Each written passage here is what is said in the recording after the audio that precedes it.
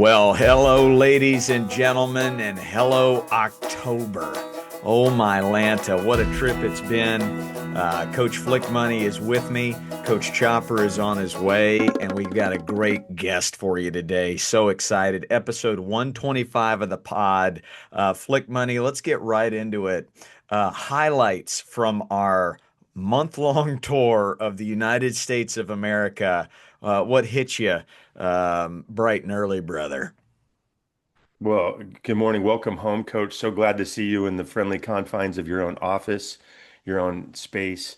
You were a road warrior. I dipped in and out on three separate occasions, but what hit me from that trip, what I'm taking with me, there was just so many meaningful conversations that we had with coaches, parents, um, and children child voices in there too, of what it's like to be out there and what are they struggling with, where are their pain points, and then also what are the victories, the growth points. And so it's just inspiring. Gives me energy to keep going, Coach. What about you? What's sticking with you?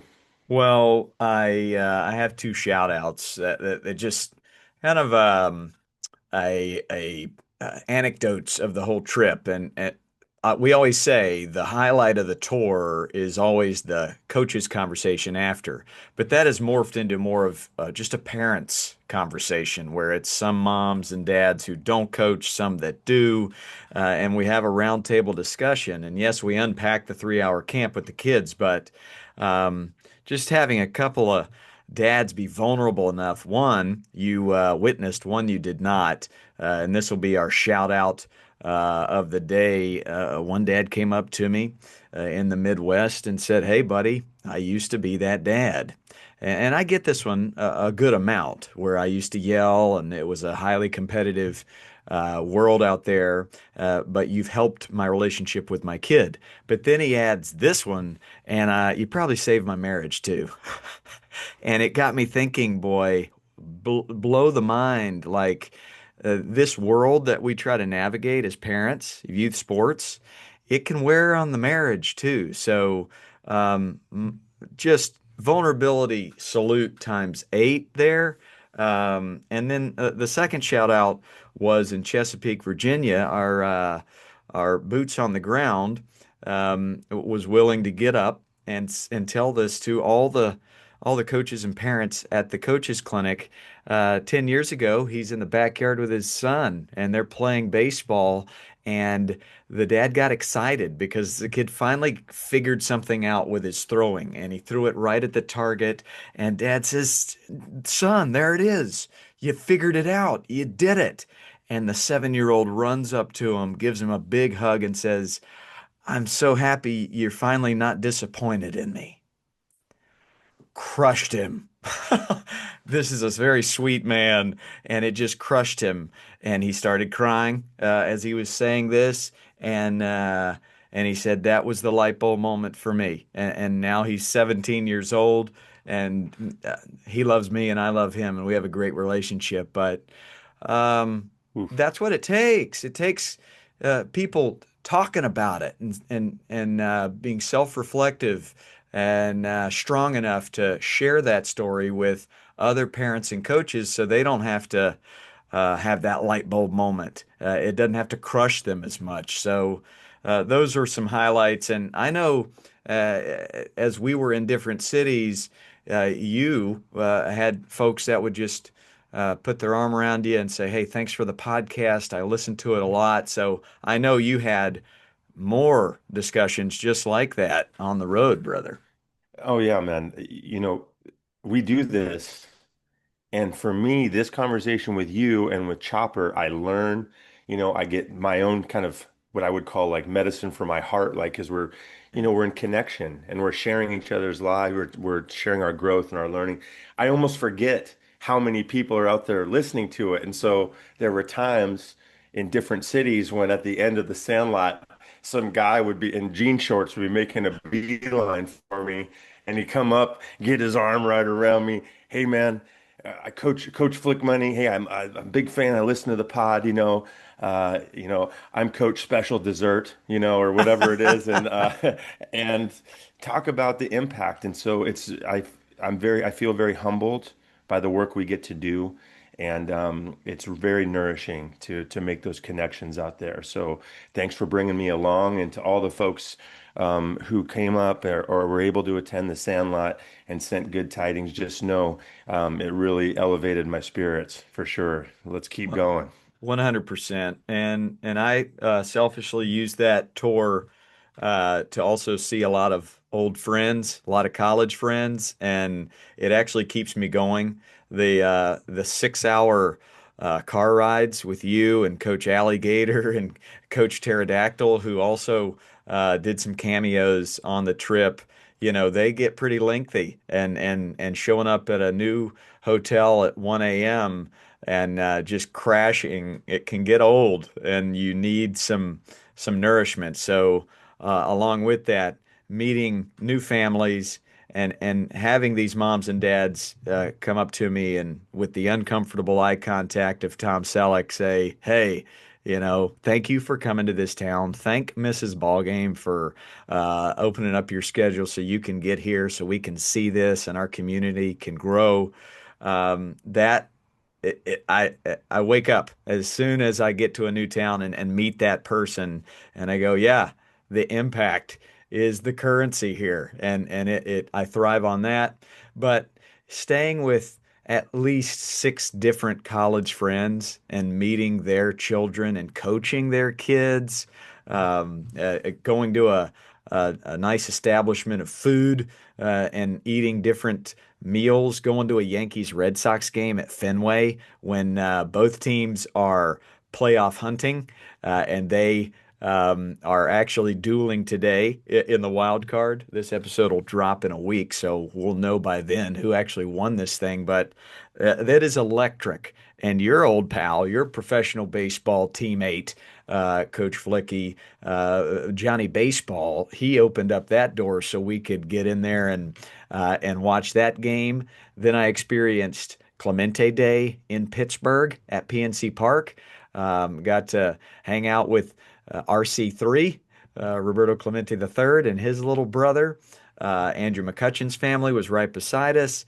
The Cubbies were there, so Justin Turner, another Roberto Clemente Award winner, was there wearing number 21. So we work hard, we play hard on that trip. But any highlights from whether it be ZZ Top tunes in the minivan or weird fire alarms going off in our hotel? Any highlights on the travels? Coach, you and I share a love of music and having, hey, welcome, Chopper. So glad you're in Yes. here. We were just talking about some Sandlot trip highlights. Uh, Coach and I bond on music a lot. Yeah, just look at Chopper. I He mean, is. come If you're on. watching on the YouTube, Chopper's just dialed in and he looks as handsome as ever. September has done you well, brother. Snaps for everybody with our brother. We started a little early just to recap some of the September swing, and Flick Money was telling us about some music, some minivan trips, some showing up at 2 a.m. in the hotel. Flick Money, carry on. Yeah, just the opportunity to bond over music, Coach. I always enjoy that. You and I share a love of a good funky beat and a good bass line. And so, yeah, from ZZ Top LaGrange, which is where every trip starts, meandering through the just the musical landscape of the last 60 years, 70 years has been amazing. I also want to shout out my auntie Jan and my uncle Bobby, the rocket scientist, Uncle Bobby, for an amazing meal that we got to share. That was like heart medicine for me too, there in Massachusetts. And um, you spend a lot of time in the van together, Coach, and there's time we spend a lot of time. There's times it's those hours can get long. But I just want to give a little preach to humor, to the well-timed joke. I think it's a big part of what makes being a teammate great. Um, The well-placed joke in the dugout, the well-placed joke in the mound visit, in the on-deck circle can really help. And I gotta say, there was times where, hour 5 or 6 when we were a little short slept, the hotel coffee wasn't what I hoped it would be, and we know we got another we got another 6 hours coming on the baseball field. Just I appreciate your humor and sharing that with me and laughing, and those are the things that always stick with me. Oh man, a big Lloyd Christmas Harry Dunn reference each day as we cruise through. But Chopper, man, we've missed you. Fill us in, catch us up to speed these past couple weeks. Why do you look so fresh and good? Good gracious, so good. Thanks, buddy. I think it's the camera. Yeah, I feel great. Happy to see you guys. We're just going full swing, man. We're grinding out here, so it's a lot of fun. Bo Chop decided that he wants to switch hit, so that's the latest out here in Arizona. So I was like, all right, let's try it out. So get this, he tries it out for the first time on Sunday from the left side, 4 for 4, two triples, ground rule double to center, one hopped over the fence, and a rocket single. I was like, all right, I think we might mess with a little bit of a left-handed swipe. No big deal. We Mess discussed that. with it. Yeah, Oh, go this is get a it. long-term relationship now. Chopper, this is a long-term relationship. Don't tease my heart like that. This is a commitment, right? We're committed. Crazy. I'm in. I like the grind. So like, yeah, we're Oh, right after this, we're heading over to the hitting facility and it's double the work. You have two things you got to work on now. It's the righty swipe, it's the lefty swipe. I think it's good for his brain. I think it's good for his right-handed swing too. And so it's funny because from the right side in our training, it's near perfect, and from the left side, it's a grind. So I like that. I like him having to grind and have some failure and navigate it and problem solve. And so I don't think there's any negative. The only thing that I would say is, and I told him this, you're going to see way more righties. So that just means you're going to pretty much swing lefty almost all the time now. And so that's the only thing that, you know, whatever, it is what it is. Just got to be aware of it. You see way less lefties. No, it was cool. I was blown away just for him to even want to try it. And then for it to go that well, I was like, it was kind of amazing. So yeah, maybe that's why I think bravery, it's good. bravery salute. Bravery. Bravery salute. I'm gonna go imagination salute, and Yeah. Yeah. good on you for looking long-term growth as opposed to short-term trophy. I mean, Cal Raleigh, switch hitting catcher, he's doing pretty well right now. So I also love what you said about like making it harder. Like the kids need to experience hard things, and that's going to make other parts of his life a little bit easier. So, fired up, man. Hey, Atta hey, boy. Chopper, I have a question for you. Sometimes I lay awake at night thinking of something and I can't get it out of my brain. Um, Mike Chop, Yes. Bo Chop, and Titus Chop. I could not remember your fourth son's name, and I know that I share a love of comedy with this child and performance, and so I'm trying to. It's been bothering me for like 10 days. I So got could you one for you. please relieve This is my suffering? this is very easy. I got one for you. Just don't ever forget Noah's Ark. Noah Chow. Oh, Right? 2 by 2. Yeah, and then you Two got it. by You'll never two. forget it. Yeah, you're good. Noah's Ark, and we're dialed. Okay. Thank you, There it coach. is. Okay. There it is. There it is. Well, hey, uh, I see her. There she is. Hi. Welcome, welcome, welcome. I'm so glad you're here. Ladies Nice and to be gentlemen, here. it's good to have you. I'm going to go full introduction here. And you're way overqualified for this Oh, podcast, and I'm oh, so sure. thankful you're here. Ladies and gentlemen, an author of this book, which is a must. Just push pause, take back the game, go read it, and give it to every person that is toxic in the bleachers at your next game. Uh, Freelance writer, former cross country and track coach. This is where it gets a little above our pay grade, guys. Master's degrees from Oxford. I've heard of it. Pretty good, big deal. The Fletcher School of Law. Analyst for the National Security Program at Harvard. Heard of that one too. Founding board member of the New York City chapter of the Positive Coaching Alliance, advisory group member for the Aspen Institute School Sports Initiative. Um, You're a heavy hitter. And thank you for being on here. I never would have thought this message that you wrote about, that we talk about on a weekly basis, would be novel.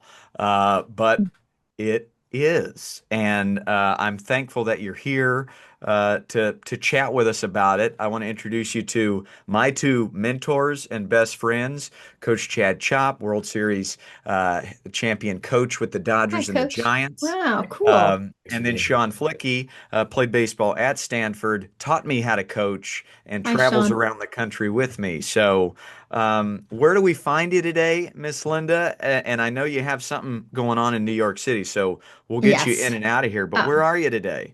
well, I am in Summit, New Jersey. We've done it. We've driven through there. I drove through Medford just a few weeks ago, and then we, on our way up to Long Island for a Sandlot, we did a lot of Turnpike, a lot of Well, Jersey Turnpike. Summit is one of the epicenters of youth sports enthusiasm, to put a Yes. nice way. I'll try to say it nicely. But there are a lot of many epicenters, so maybe that's not all that revealing. Yes, indeed. Well, these guys have great questions for you. I'm going to lead us off, and I would just love to know, as I've been reading this, and it's every single sentence. It's like, yeah, that makes a lot of sense, and that was said way better than I ever could have. Where did your love of sports begin? Well, it started when I was a kid. I just loved running, especially. I used to, just have races against neighbor kids, and it was just something I felt. It wasn't, nobody made it happen. I wanted to play. I wanted to throw softballs around and play capture the flag, all that stuff that kids used to do when, it wasn't constant system of surveillance. Um, and it was my parents encouraged it. They think, sports are good, go play, get out of the house. That was the mantra, get out of the house. I'm one of five. So, I think probably the way most people start, if you're into athletics, you started when you were a kid and it was fun. So it was fun for me. So I kept doing it. And then I played my high school teams and a couple of high school teams, tennis and softball, and then really became a serious runner. And I think about like I've been the most successful as a runner. I retired from tennis my senior year after my last lost match. Never many. Um, and my parents had absolutely no involvement whatsoever in my running. Like it was sort of alien to them. Like, I mean, they knew what I was doing, but they didn't get it. And I often think about that when I consider how so many kids play sports now, which is it's coming from the parents. Like, you got to do this, you got to do this, calling the shots. And I think if you study intrinsic motivation at all, you know that to be good, it has to come from within. It cannot be imposed by anyone else. And that was absolutely true of me. I mean, my parents were utterly indifferent to my running. It was something I wanted. And it'd be nice if we could get back to that.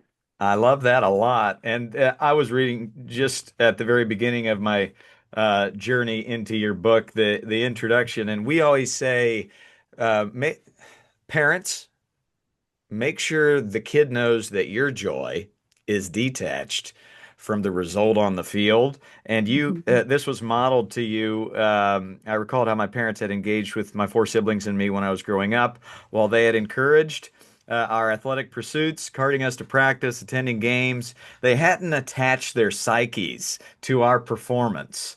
Their work, friendships, and other adult responsibilities took precedence. Our games were mindless diversions and an afterthought to their fuller and more complicated lives. But their indifference didn't feel like a deficit of love. Rather, it signaled that my games were my endeavor and that their affection for me, for all my siblings, was independent of what we achieved in sports. Um, Like that's so how were they? obvious to me, Yeah, it's so obvious. it is. It seems like a no-brainer, Yeah. but what I had similar parents. Why were they ahead of the curve? What caused them to get it? Any ideas there? Well, I mean, yeah, it's because we're in a different culture now, like I think perhaps if we had been born in this current generation, our parents would have been the same way as, Mm. more modern intensive parenting, that we see everywhere. That's what our parents would be like. It's hard for me to imagine because my parents, and I don't mean this to sound insulting, but I felt like they had too much self-respect to, throw themselves at our feet, at their kids' feet, to like just drive us all over the place. Yeah. And they had their own things going on, which it seems appropriate to me as an adult. I think it's appropriate that we adults have our lives that are not, so closely tethered to our kids. Yeah. But it's not really it's also not fair to blame parents for it because the culture is so different now. And the culture of having children is so different and their role in their parents' lives.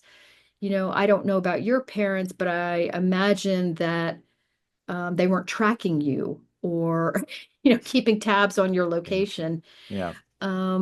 But that's because for a lot of reasons, and we can go into them, but it's the culture, it's the fact that sports are everywhere and it's a giant industry and it's being pushed in parents' faces that they need to do this.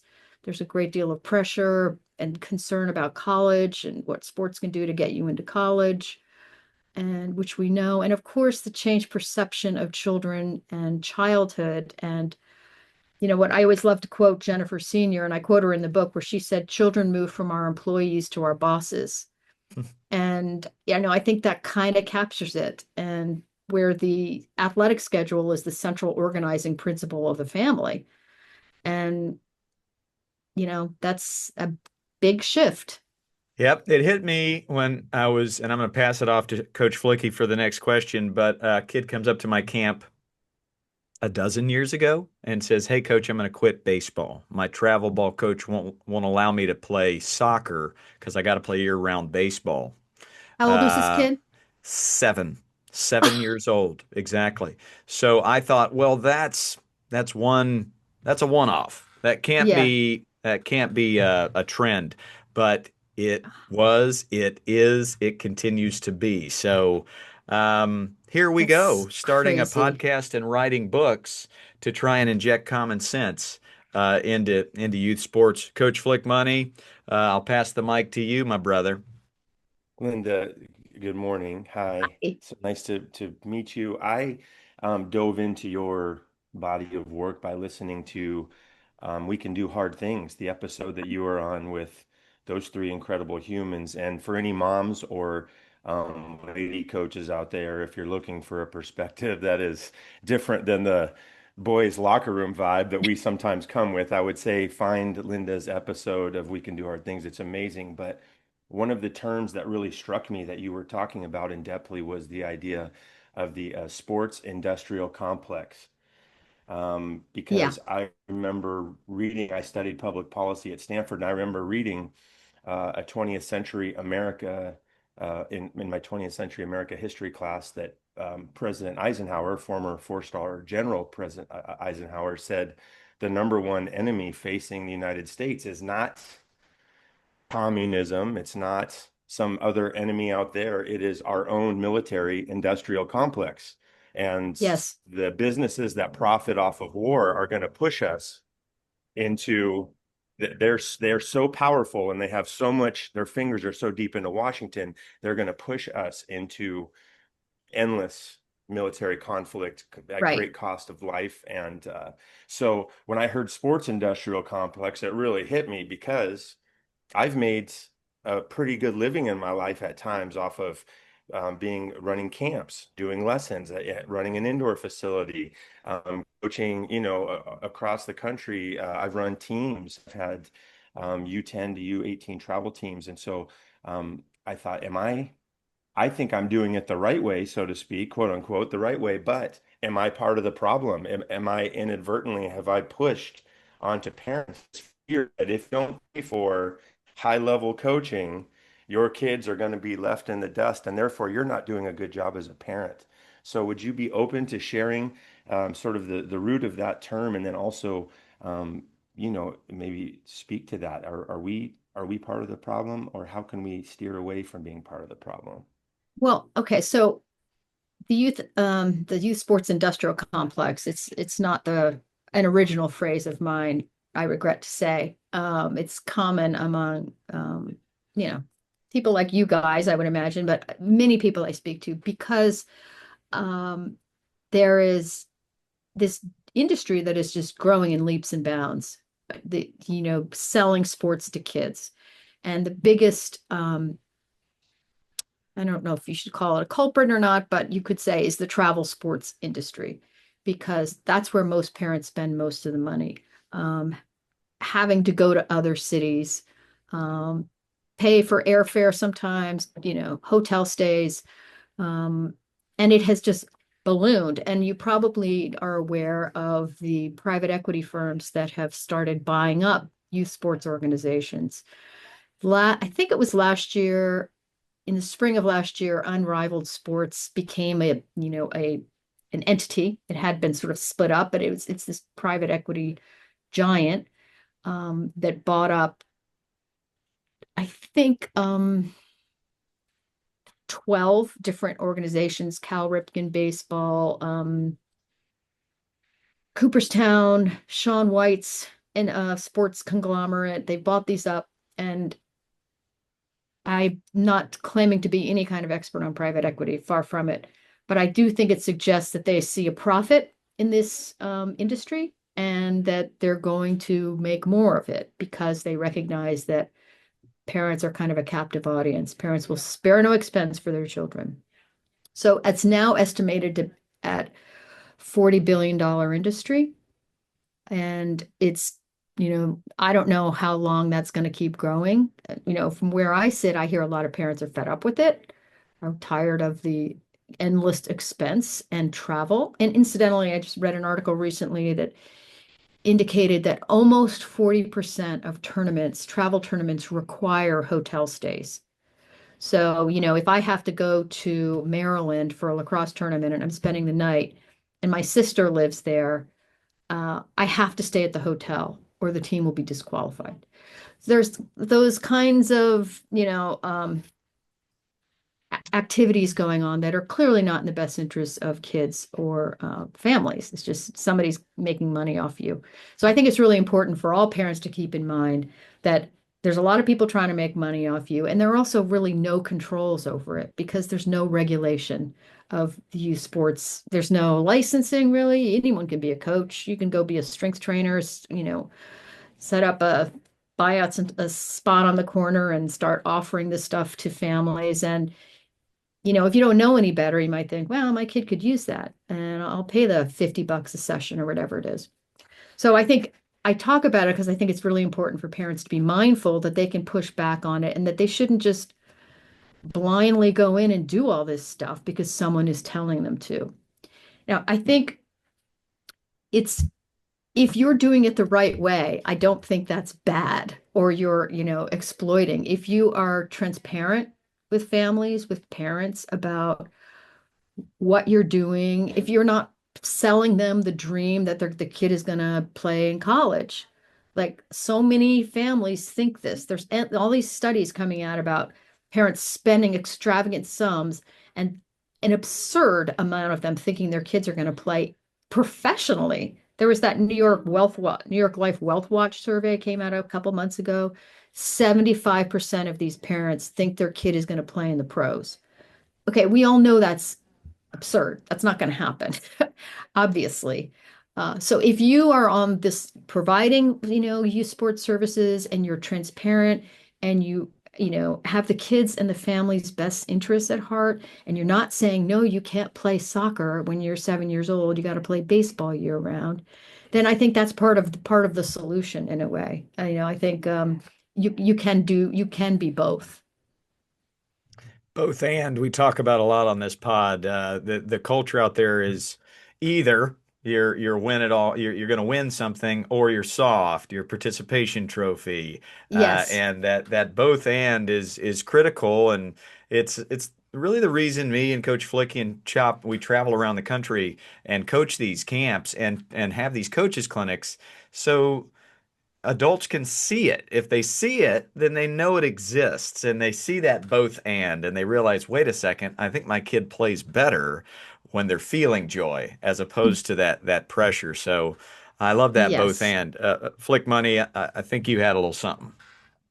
Well, no, I really, really appreciate that. And uh, it makes a lot of sense that transparency, open communication, being putting it all out there as to what the intentions are. The other piece that I really gleaned that I had a curiosity about from the pod with you and the ladies on We Can Do Hard Things is this idea that sports don't necessarily build character. Mhm. We talk about it. That's why a lot of us say we want our kids to be in there. But can you speak to what you were meaning there, that it's not an automatic that Yes. sports build character. Yes. Well, I think one of the first things to explore in that idea about building characters that we don't really ever define what we mean by character. Character means different things to different people. And I think I pointed out the definition that Angela Duckworth, who's a professor at Penn, has defined it, broken it down into three parts. The character of the heart, She's the which one who is studies grit, right? Isn't Angela Duckworth? Doesn't she study grit? she's Sorry to also interrupt the you. grit person. Yes, yes. Okay. But in terms of character, she would say character of the heart, which is kindness, generosity, loving. Character of the mind, which is being curious and open-minded and thoughtful.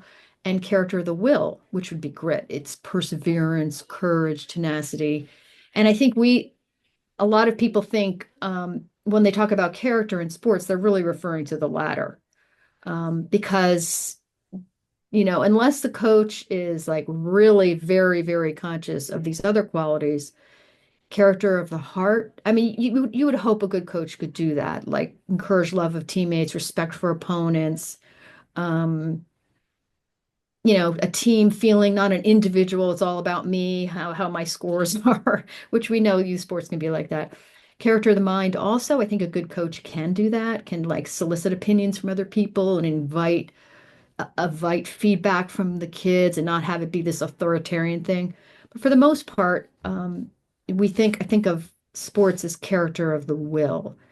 And if there's so even if you look at it that way, there's no evidence that what is taught on the field just automatically trickles down or permeates the kid's life and affects their performance in the classroom or what kind of a friend they are or I'm not saying that it can't, that if you have a coach and the environment is like really positive and solid and the coach is explicit about what he or she is trying to convey, um, I think that probably can make a difference, but there's no evidence of it. And I think it's really important to not for parents to realize it's not automatic. It might happen under the right circumstances.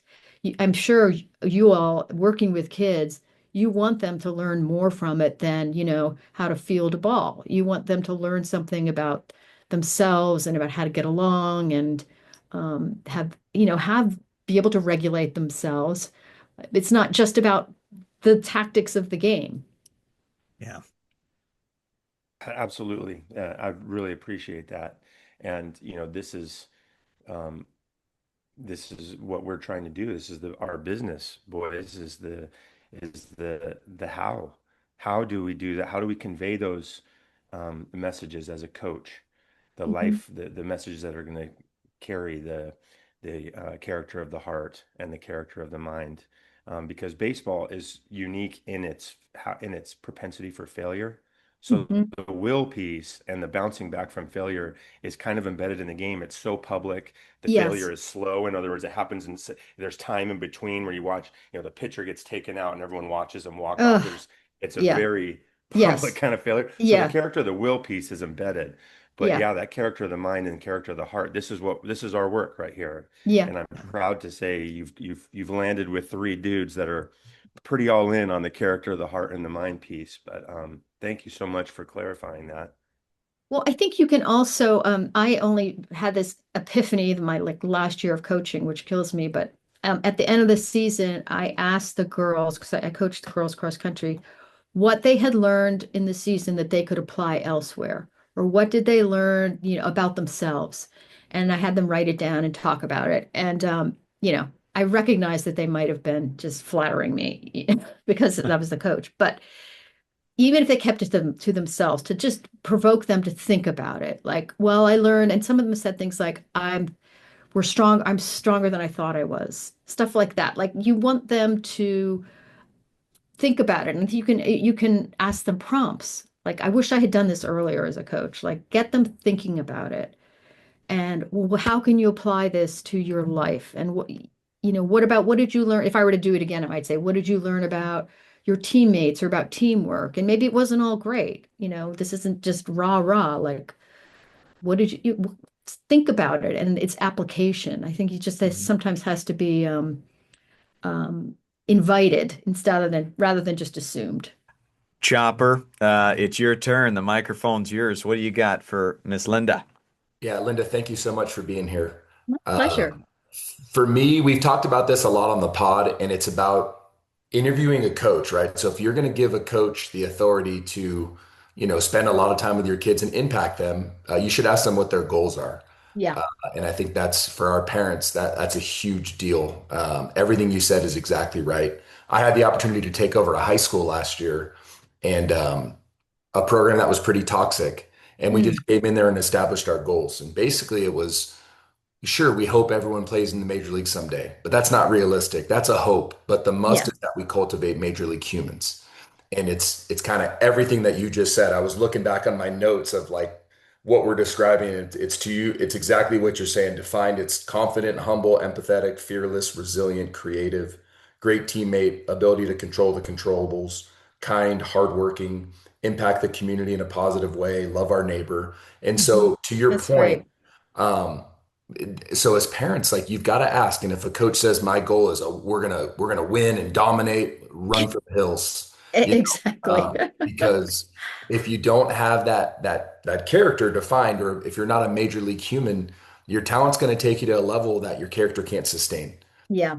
And so Yeah. I love what you're doing. The question that I have for you is when you were growing up, you had this love for sport and you talked about mom and dad did it the right way. For you, it was Yeah. intrinsic. Were there some coaches that impacted you in a positive way that just kind of fueled your love for sport? Yeah. I think I learned mostly from my bad coaches about how not to be, because when I became a coach, I learned, okay, I'm not going to do that. Like, I'm not going to like demand everyone be on time and then show up late, that sort of thing.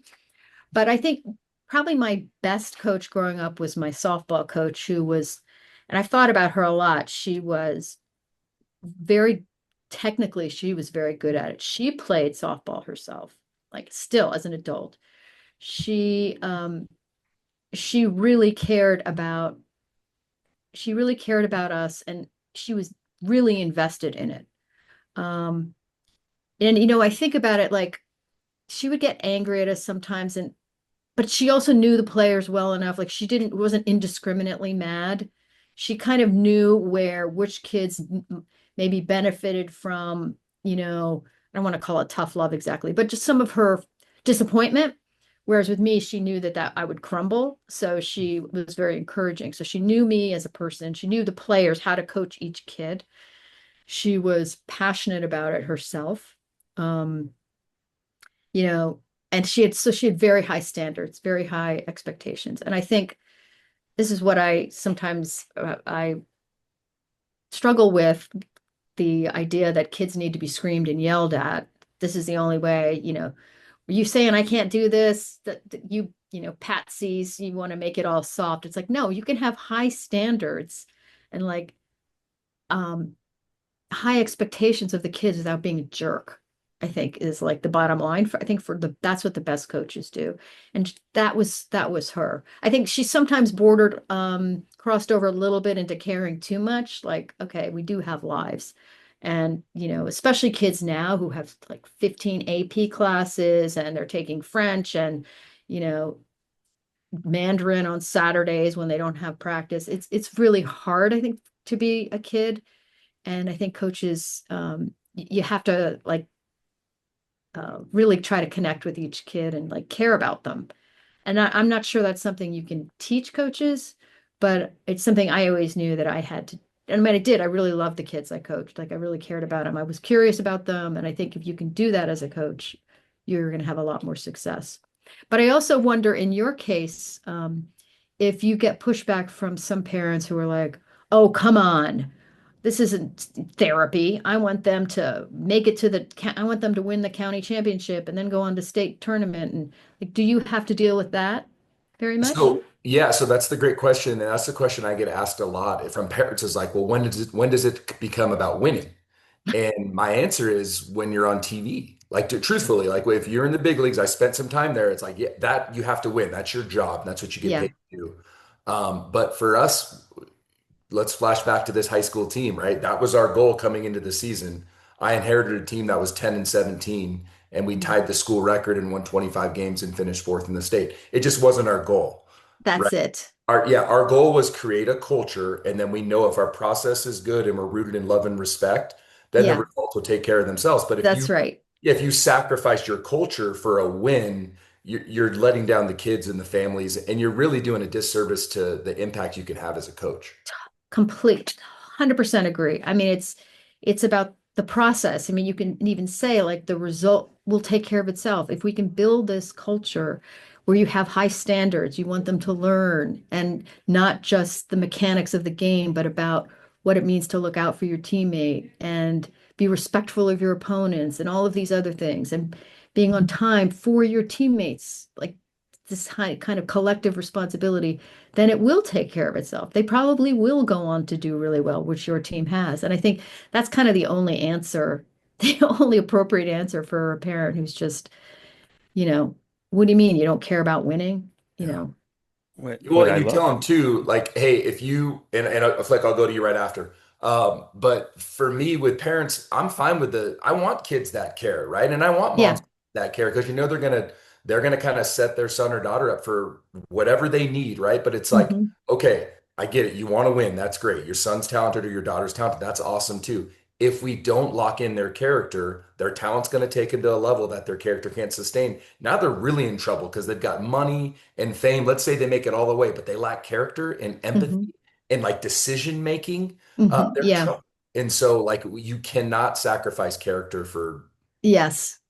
Well, and another point that I think is worth making to parents is that if you really think about character of the will and resilience and all this and about how um, you know, there is so much of that built into the game because there's this slow, like embarrassment. There's so many opportunities to be humiliated playing baseball, and that you get develop some resilience that way. You can, I think, in the absence of having concern for the heart or the mind, being like a good person, for lack of a better word, you could have all of those qualities of discipline, resilience, courage, and be a complete jerk. It's depends on what the context is, like some terrible people have those qualities and they use them for bad reasons. And, you can have a very disciplined terrorist, like that's not what you want. You want to build the whole person so that they can deploy these attributes to something positive. So, I One of the things that we all love about sports, but when you're on there are some teams when you're on where the whole becomes greater than the sum of the parts. Something mhm. clicks. Yes. Great coaches facilitate that click, that chemistry, that magic. Where the something gets bigger. Baseball, it's really easy to see, especially if you follow the pro game, because this time of year, these teams sort of come out of nowhere, it seems like. Yeah. But they're really invested in each other. They sort of exceed their talent on paper and start playing out of their minds. And an example I was watching this weekend was the Ryder Cup. Here you have this tremendous roster of players for the United States. And that's a individual sport. So you really see the individualism and their journey is one through building themselves as an athlete. The way that Donald instilled this shift in mindset for the European team. So what they do is they all focus on each other. And Yes. then it raises the level of their individual play. And here you have guys that are ranked 20th in the world, beating our number one ranked player in the world over and over and over. And you Hmm. get this kind of magic that happens. And I'm not trying to dunk on our team, but what I'm saying is the influence of a coach to create that. If you want to talk performance, if parents are concerned about performance, focusing on the right things, Yeah, focusing on that culture and making that soil fertile for this kind of magic to happen is going to raise the level of your child's play because 10 teammates or 12 teammates or 20 focusing on your child and helping them get better versus your child only thinking of themselves. And yeah, that's what I'm concerned with the modern landscape is that families are treating it as the individual child. I'm just an individual agent of my own career where I move from team to team. If I don't like the playing time, I don't like the coaches work, I don't like the where I'm hitting in the batting order or whatever, I just shift and it yeah. focuses back on the individual. And we're losing that. We're losing that magic. And so I love coaching for that very reason. And I want to sell parents on the idea that doing it the right way will enhance performance if you got a great coach. So that's back to That's Chopper's point. We so got to integrate. absolutely. Well, there's I hope I'm not cutting you off. I'm just having a little, you're going in and out a little bit, Sean. There's a lot of research on intrinsic motivation and but I think sometimes I think I would be such a great parent if I had kids now, and I'd also be a better coach if I were coaching now, for everything I've learned about motivation stuff. And there's like three or four like commonly accepted ingredients to build intrinsic motivation. One is agency. So if your kids feel like they have some control, and in the team context, like, I mean, it's obviously true in your life. If you feel like you have some control, you're going to be more motivated. So if kids feel like they have some control over what they're doing, they don't, there's a little more give and take. They're not being told they have to do these things. They have agency. If there's opportunities for mastery or competence, and I felt this, in running, when they could start getting better, it's very motivating when you start improving. So agency, competence, and belonging is the third, which is to your point about you're in an environment where, you're admired or liked and you belong and you feel you belong. Um, that's like a really positive team culture. And then the fourth is purpose. So if there's some reason other than, well, I got to get my stats up or I got to improve my batting average, that if there's a purpose, it's for your team, it's for each other. Like that's really motivating to young people. And to your point about, the Ryder Cup, like they were highly motivated to do it for each other and for their, you know, for Europe. And that was really motivating. And they just, outperformed. And it is so amazing when you see that at any level of sports. It's so motivating. It's so wonderful. Man, oh man, agency, competence, belonging, purpose. We speak to a lot of parents on this podcast who are driving, hour and a half on a commute somewhere, and they're going to hear this. Last one for you, and then we'll get you out of here. How do we uh, take back the game? What's your what What's the in this solution? world of 30-second snippets? How do we do it? And I think the secret is actually long form discussion, which we're doing Yes. right now. Yeah. But yeah, what's your Well, elevator pitch? I mean, I think it's culture change as much, if we can educate as many people as possible about what's missing in the current environment and that they don't have to do all this stuff. Like and I feel like parents need to be they're under so much stress already. This is, like massive numbers of parents are under stress because they're doing so much for their kids. It's like it's such a win-win. Like step back, let your kids figure it out. Let them play on their own, go have fun, and like back off. I think if parents could understand the benefits of that, not only, for their kids' mental health too, their like ability to get along with other people, and that would go a long way towards like taking the temperature down in youth sports. I mean, maybe some outside event will. Maybe, non-revenue college sports are going to disappear. And then suddenly all these things are going to be gone. Not baseball, but all of the country club sports may lose their appeal if there's no longer a college team. But it's just like you gotta like turn the culture around, educate more people about it, and hope it works. We're on the same page, all of us. Oh man, we are. We're a band touring the countryside. Thank you for spending some time with us today. And specifically for me, a father of two daughters, just bringing a female voice into this is very powerful. And I want to give you a big atta girl for that. Keep going. And I'm learning and rooting for you. So thank you, Well, guys. thank you.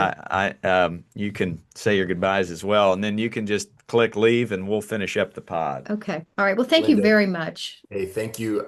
The thing that hit me the hardest, that gave me the chills and I had to fight back my emotion is the belonging. So of your key points, like for our coaches, man, like cultivate that, right? Yeah. It's the biggest thing, and it's independent from the result on the field. Can you make our sons and daughters feel loved and that they Yeah. matter and they're Hmm. fearfully and wonderfully made? So I appreciate you. I appreciate your time and hope you have a great rest of your day. Thank you. Same to you. Thank you. Um, Thank you for your generosity. And also, new girl dad. I have a 3-year-old, so I just really appreciate your voice in this space, your perspective, and utilizing your highly adept brain to benefit our children and our communities. I can't think of a better way to spend a life. So thank you so much for your work. And I'm going to echo Coach Ballgame. Keep going. And a big atta girl. I'm going to do a double eye black salute, which is a high honor in baseball, Oh, meaning, you're a gamer and we appreciate you. Yeah. And an And a thank you. scholar author, salute. author Yeah. Author salute too. salute. And Scholar. really a paintbrush salute, just an artist. That's what you are. That's it. So thank Have a you. great day. Have a Okay. Thank great you. Thanks, day. guys. See you Bye bye. later. Yeah. Bye. Good, good, good. We yeah, Bang. what are we doing Nice here? for We're all like getting emotional, right? Like I'm fighting Well, back tears too. What's going on here? the belonging. It was the belonging yeah. piece. And here's the thing, and this is the sad part of travel baseball, is that it's we're under the guise of finding a space for elite players, we're leaving a lot of kids out, either because of physical ability, or they can't afford it. Yeah. They can't, their parents have to, both parents have to work and they can't get to 4 practices a week. So that for me, that's where it hits me, is like, because I was that kid. If I had to grow up right now, no one could have taken me. You know what I mean? Mm. Like, and nor could I have afforded it. And so that's what's hitting me personally.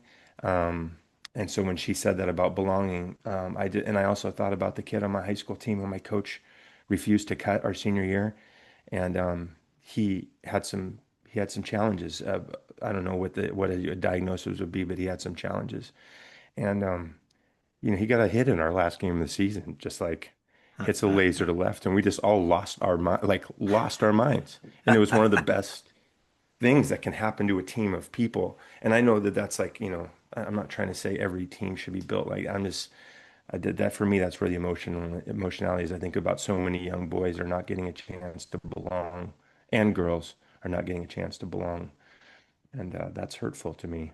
Yeah.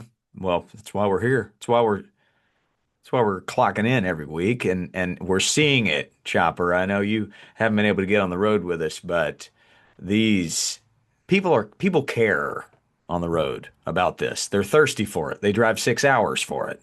So, proud of what we're building and my goodness, is has she taken her talents in the right direction here. Chopper, any highlight from you on that great discussion? I mean, I love it when we bring in an expert. She's studied it, she knows it. I like the humility where she talks about how, man, she got some stuff wrong and she'd be a better coach today. And I think that's a true glimpse of a good coach, of like you're always trying to get better, you're always trying to improve. Um, and I think back just to coaching where it's like, and also knowing like you're not going to get it right every time, and you're also you can't make everyone happy, right? So it's one of those things where can you sleep at night knowing your heart's in the right place? You're doing your best in every situation to the best of your ability to try to do the greatest amount of good. But yeah, she was unbelievable. That was a tremendous guest. That's a top to me, a top five. I know we have a lot of top fives on here. Our top five's got about 40 deep, but she's a top five. Great get. Props to my fellow pitcher on Brown University, John Stern, his wife, who works with the Aspen Institute, hooked that up. So John Good. Stern, wicked sinker, one of the best pitchers I never hit against in our inter squads. But thanks for that hookup. And yeah, I think self-reflection. Like that's the secret. We're all gonna fail. We're all gonna make mistakes. And if we can be self-reflective, apologize when necessary, as she touched on, it's just way harder to take a step back and zoom out and say, let me just take my foot off of their gas pedal. It's their journey. That takes a lot more strength to do. I said it's the most manly thing you can do is apologize when necessary and self-reflect and respond. Like that's how kids learn how to respond by how we model it. So, The good tool, stuff. she gave us a great tool. She gave us a great tool. I love that, which is asking for the kids' feedback. And I think adding to that, it should be anonymous so they feel safe to actually say. Now, with younger boys, particularly, you're probably not going to get a lot of like essay answers, so you might have to tee up some 1 to 5 kind of things, Mhm. with one line. If it was lower, if it was a 3 or lower, what would you improve, or that something like that. But ask in certain domains, like, what did you learn? What are you going to take from this? That's um, what was your highlight?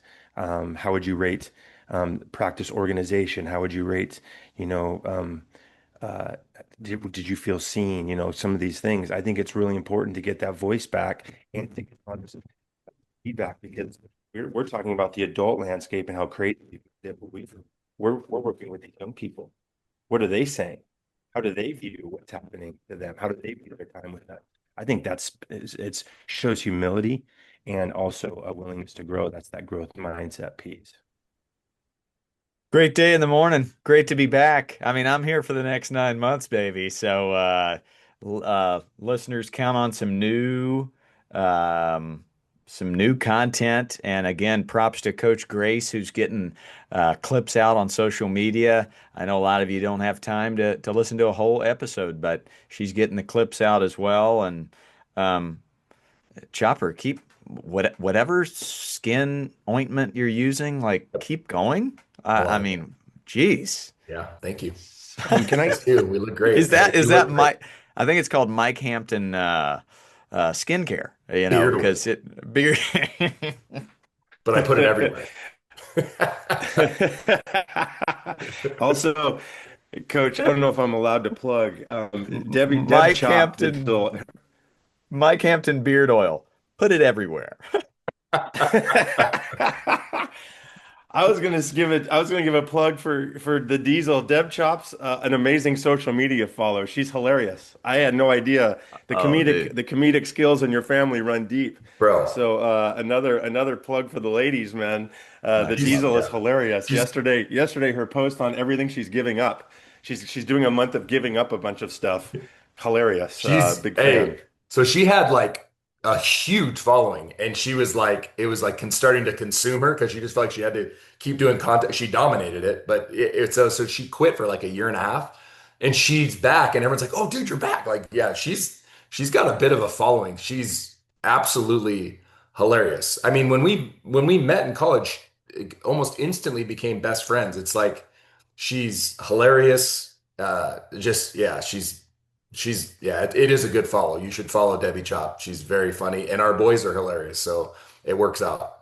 Gosh, she is just unbelievable. Her is the team mom for the Dodgers. I mean, every other mom just looked up to her as like the master of ceremonies, basically. She was just an Yeah. absolute savage in the best way. So add a Yeah. girl and an add a girl to grandma ball game. My mom just had her birthday yesterday, was able to celebrate in North Carolina with her. And so the North Star and the reason anything good that comes out of me is from her. So Love high that. black salute to the ladies.